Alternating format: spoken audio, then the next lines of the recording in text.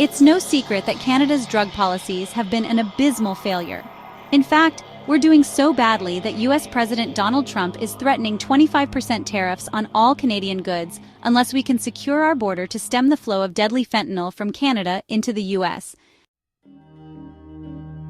Since 2016, more than 50,000 Canadians have died from opioid drug overdoses, and the threat to our economy, along with the continued, unrelenting increase in deaths from opioid drug use, clearly demonstrate that we should be searching for a new way of dealing with drugs and helping addicts. Thus far, the primary Canadian response has been to focus on safer supply, safe injection, supervised consumption sites, and decriminalization policies.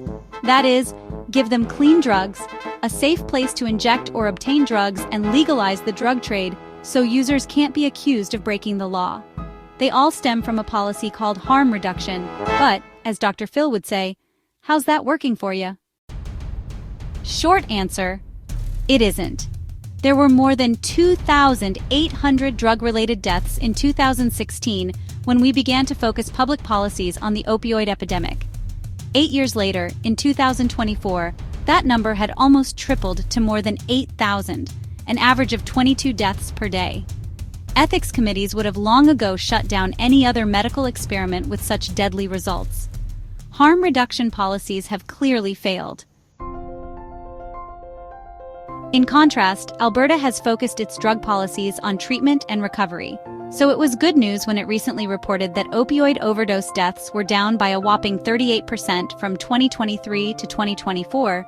A decrease like that has never been reported in any other region across North America.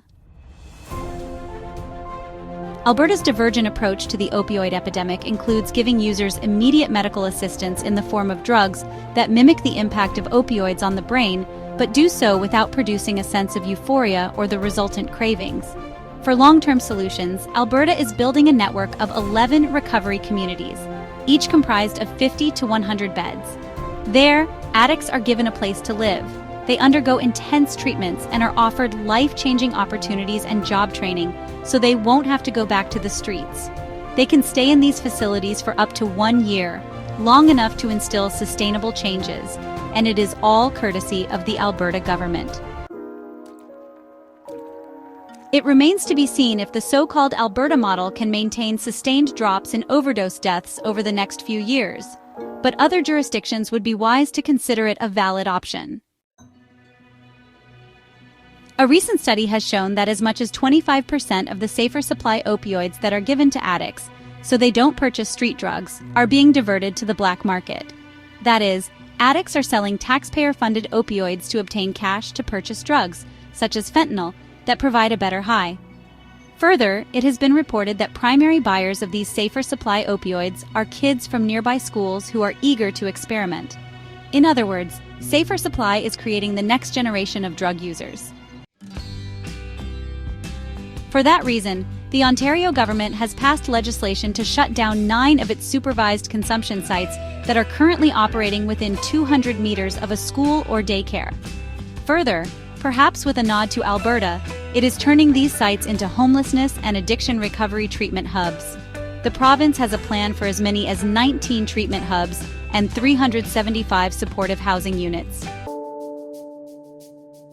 But this positive transition now faces a constitutional challenge from the operator and advocate of a Toronto overdose prevention site. The legal claim that shutting down safe consumption sites in favor of treatment sites discriminates against individuals with substance use disabilities. If addiction is a health issue, as drug advocates constantly remind us, how can you possibly claim that treatment is discriminatory?